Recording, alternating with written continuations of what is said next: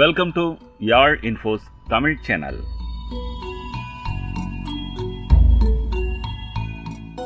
பொற்கோயில் அப்படின்னாலே நம்ம நினைவுக்கு வர்றது பஞ்சாப் மாநிலம் அமிர்தசரஸில் இருக்கக்கூடிய தங்கக்கோவில்.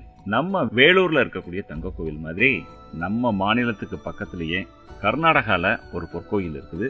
இன்னைக்கு கர்நாடக மாநிலம் குடகு மாவட்டத்தில் குஷால் நகர் பக்கத்தில் இருக்கக்கூடிய கோல்டன் டெம்பிள், அதாவது பொற்கோயில்.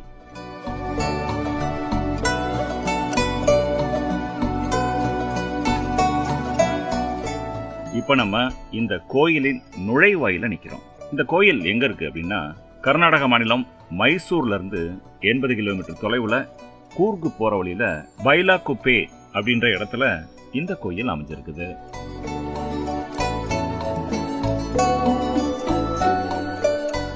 நாம் ட்ரோலிங் மடாலயம் அப்படின்னு சொல்லப்பட்டாலும் பொதுவா அனைவராலும் கோல்டன் டெம்பிள், அதாவது தங்க கோயில் அப்படின்னு தான் அழைக்கப்படுது. இப்போ நாம நின்றுகிட்டு இருக்க இந்த பகுதியிலிருந்து தான் மடாலயத்துக்கு உள்ள போக போறோம்.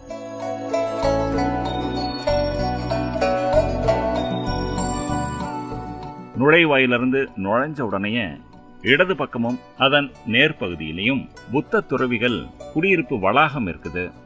இது இந்தியாவோட மிகப்பெரிய திபெத்திய குடியிருப்பு அப்படின்னு சொல்லப்படுது. குடகு மாவட்டத்தில் குஷால் நகர்ல இருந்து சுமார் ஒரு 6 கிலோமீட்டர் தொலைவில் பைலகுப்பே அப்படின்னு சொல்லப்படுற இந்த இடத்துல 10,000க்கும் மேற்பட்ட திபெத்திய மக்களும் சுமார் 600 துறவிகளும் வாழ்ந்துட்டு வரதா சொல்லப்படுது.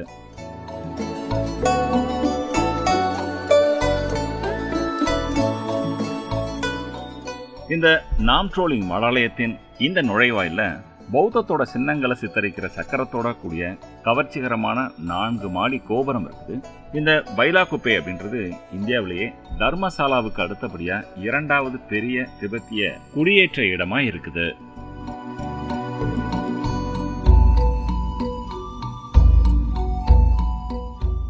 ஆயிரக்கணக்கான திபெத்திய மக்களும் துறவிகளும் வாழ்ந்து கொண்டிருக்கிற இந்த இடம் லிக்சும் சாம் துப்லிங், டிக்கி லார்சோயி அப்படின்ற 2 பெரிய குடியிருப்புகளில் வாழ்ந்துட்டு வராங்க. சீன நாடு திபெத்தை ஆக்கிரமிப்பு செஞ்ச காலத்தில் திபெத்திலிருந்து வெளியேறிய இந்த மக்கள் இப்போ இந்த குடியிருப்புகளில் வாழ்ந்துட்டு வராங்க. இந்த இடத்துல திபெத்திய மடாலயங்கள், சுற்றுலா பயணிகளுக்கான திபெத்திய உணவகங்கள், கைவினை பொருள்களுக்கான கடைகள் அப்படின்னு எல்லாமே இருக்குது. இருந்தாலும் தென்னிந்தியாவில் முழுக்க திபெத்திய கட்டிடக்கலை அம்சத்தோட அதோட பாரம்பரியத்தோட இருக்கிற இந்த மடாலயத்தை முதல்ல பார்க்குற சுற்றுலா பயணிகள் மெய் மறந்து ரசிப்பாங்க அப்படின்றதுல எந்தவித சந்தேகமும் இல்லை.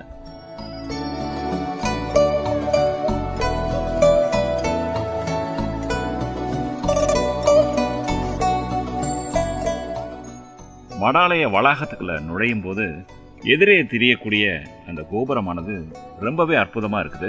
திபெத்திய பாணி கட்டிடத்தின் கோபுரத்துல மடாலயத்தை நிறுவிய பெமா நோர்பு ரின்போச்சின் அவர்களின் புகைப்படம் பிரம்மாண்டமா காட்சியளிக்குது. இந்த கோபுரத்துக்கு கீழே பொதுமக்கள் பலர் புகைப்படமும் வீடியோவும் எடுத்துக்கிறாங்க. நம்ம கோவில்கள்ல கோபுரத்தின் உச்சியில கலசங்கள் இருக்கிறது மாதிரி பௌத்த மத கோவிலின் உச்சியில தர்ம சக்கரம் காணப்படுது. இது மிகவும் புனிதமான சின்னம் அப்படின்னு சொல்லப்படுது. கோபுரத்தோட உச்சியில ஒரே ஒரு கலசமும் இருக்குது.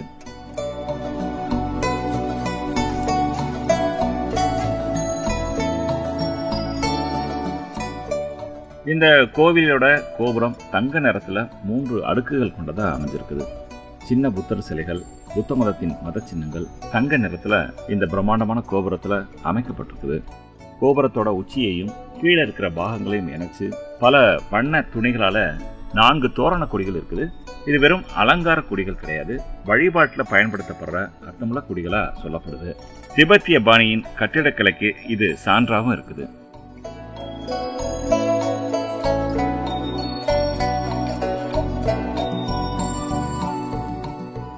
கோபுரத்தை பார்த்துட்டு இடதுபுறம் திரும்பின உடனேயே நம்ம பிரமிக்க வைக்கிறது புத்தர் இருக்கக்கூடிய மடாலயம்.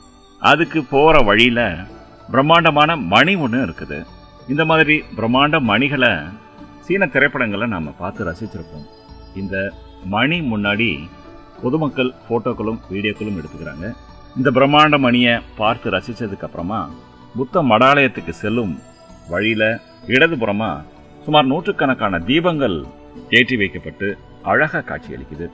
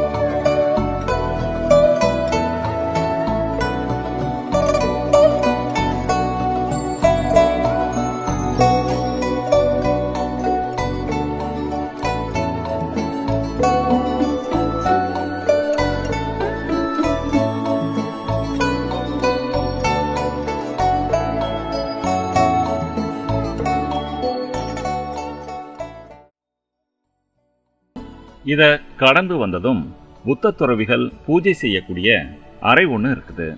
அங்கே நம்ம பார்க்கும்போது இளம் வயது புத்த துறவி ஒருத்தர் அமர்ந்திருந்த கோலத்தை நம்ம பார்த்தோம். அந்த இளவயது புத்த துறவியை பார்க்கும்போது ஆச்சரியமா இருந்தது.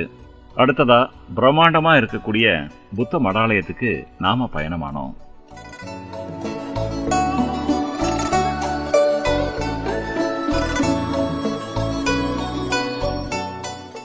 போற வழியில 2 பக்கமும் புற்களாலும் வண்ண பூக்களாலும் அலங்கரிக்கப்பட்டிருந்தது.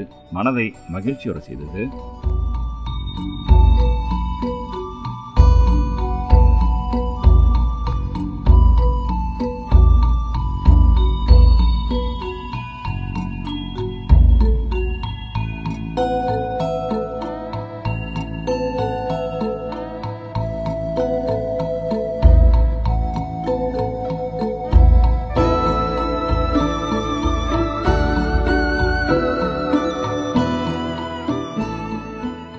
சுமார் 10 படிகளுக்கும் மேற்பட்ட படிகளை கடந்து பிரம்மாண்ட புத்தர் சிலை இருக்கக்கூடிய மடாலயத்துக்குள்ள நுழைஞ்சோம். நம்மள மாதிரியே சுற்றுலா பயணிகள் நிறைய பேர் அந்த மடாலயத்துக்குள்ள இருந்தாங்க.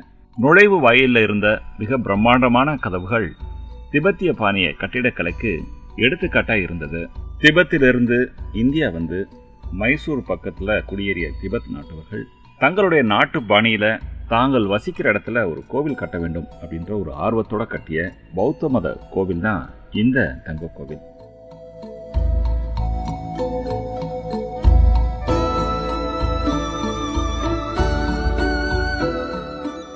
அவங்களுடைய முயற்சிக்கு அரசாங்கமும் தாராள குணம் கொண்ட பலரும் பொதுமக்களும் ஏராளமா உதவி செஞ்சிருக்காங்க அப்படின்னு சொல்லப்படுது.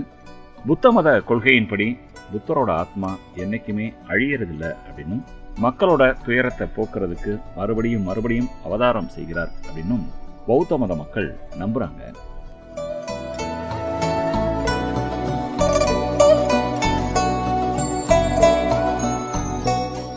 இந்த திபெத்திய மடாலயத்தின் உள்ள இருக்கிற தங்க நிறத்துல ஜொலிக்கிற பத்மசாம்பவா, புத்தா, அமிதாயுஸ் இந்த சிலைகள் நுட்பமான அலங்கார வேலைப்பாடுகளோட பார்வையாளர்களை கவருது.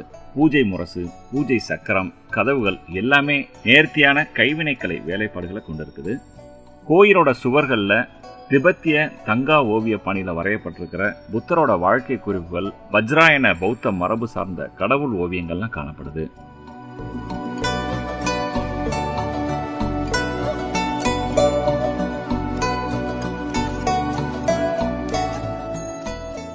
பௌத்த மதத்தின் குருகுல கல்விக்கூடமாக இருக்கக்கூடிய சேரா டஷிலின்போ மடாலயம், சேரா மெய் மற்றும் சேரா ஜே இந்த மாதிரி சின்ன மடாலயங்களும் இருக்குது.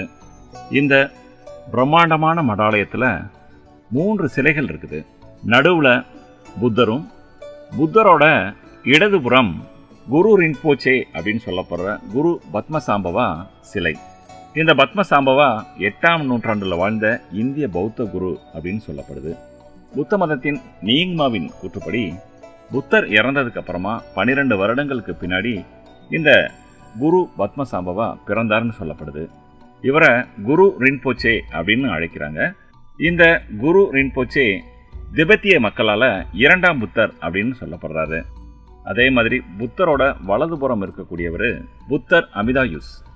இந்த புத்தர் அமிதாயுஸின் பெயரை சொல்றது, அவருடைய பெயரோட எழுத்துக்களை தொடுறது, அவரோட பெயரையும் மந்திரத்தையும் திரும்ப திரும்ப சொல்வது, இதெல்லாம் நீண்ட நாள் ஆயுளோட வாழ உதவும் அப்படின்னு பௌத்த மக்கள் நம்புறாங்க.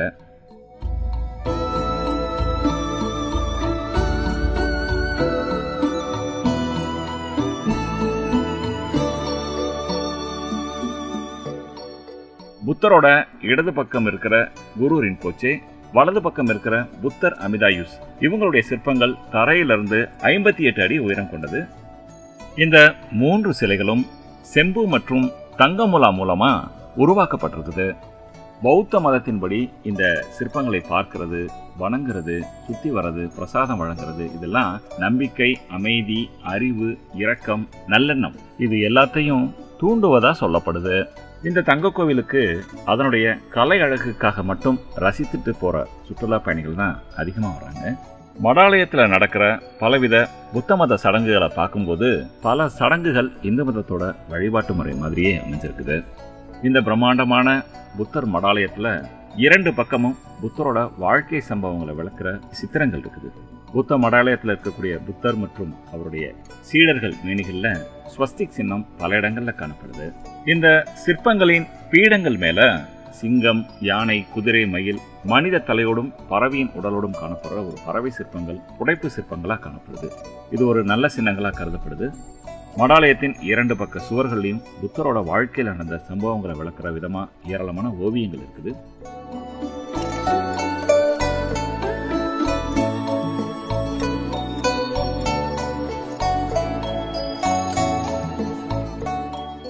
மேடையின் மேல வழிபாட்டு சடங்குகளுக்கு உபயோகிக்கப்படுற பல பொருட்கள் காணப்படுது.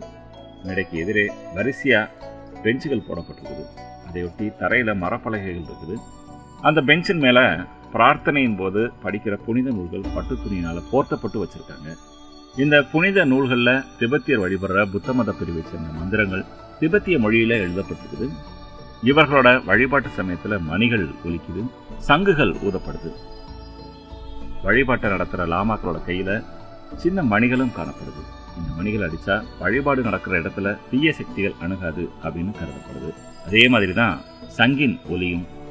வழிபாடு சமயத்தில் அங்கே இருக்கிற லாமாக்களும் மற்றவர்களும் ஓம் மணி பத்மேகம் அப்படின்ற மந்திரத்தை ஓதுறாங்க. அவங்க ஓதுற மந்திரங்களில் இது முக்கியமான மந்திரம். ஓம் அப்படின்ற சொல் அவங்களுடைய கருத்துப்படி புத்தரோட இதயத்தை குறிப்பிடுறதாகவும், மணி அப்படின்ற சொல் செல்வம் அப்படின்றத குறிப்பிடுவதாகவும், பத்மே அப்படின்ற சொல் தாமரை பூவை குறிப்பிடுவதாகவும், ஹம் அப்படின்ற சொல் புத்தரை அடைய ஒவ்வொருவரும் புத்தரா மாற உதவுது அப்படின்னு சொல்றாங்க.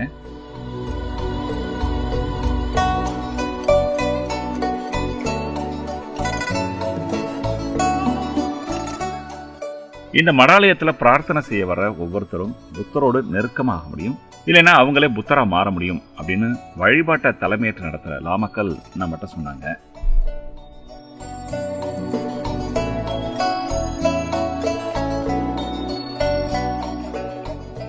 தன்னை உணர, ஞானம் பெற, புத்தரை அடைய, புத்தராக மாற தியானம் உதவுது அப்படின்றது இவங்களுடைய கொள்கை.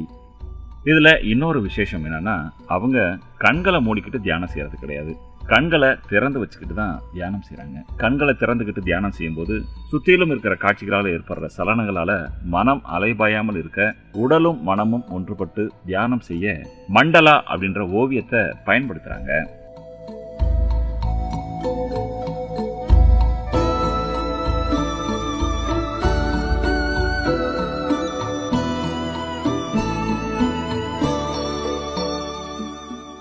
இந்த பிரம்மாண்டமான புத்த மடாலயத்தை விட்டு வெளியே வந்ததும் இடதுபுறமா இன்னும் சில கோயில்கள் இருக்குது.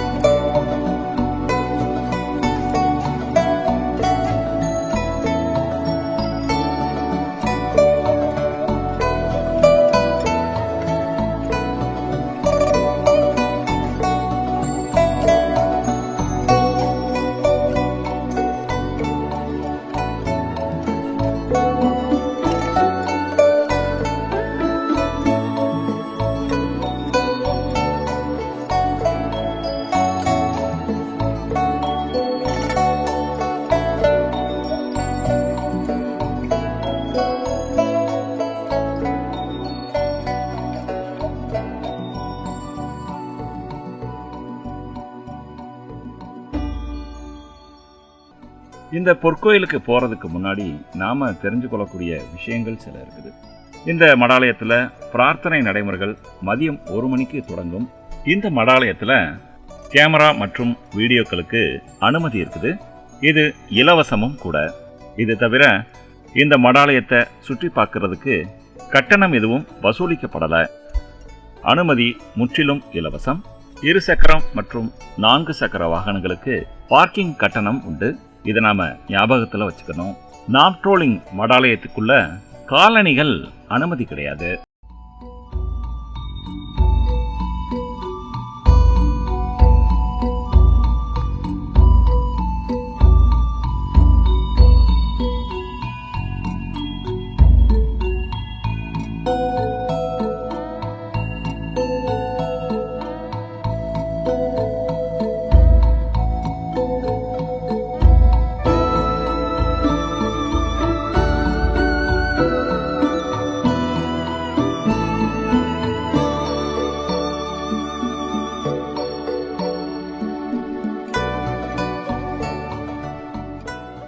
இந்த தங்க கோயில் வளாகத்தில் இருக்கக்கூடிய கடைகளில் சுற்றுலா பயணிகள் பாரம்பரிய திபெத்திய தயாரிப்புகளான உடைகள், சிற்பங்கள், தரை விரிப்புகள், நகைகள், மணிகள் இன்னும் பல பொருட்களை இந்த பொற்கோவிலுக்கு வந்ததன் நினைவா வாங்கி மகிழலாம்.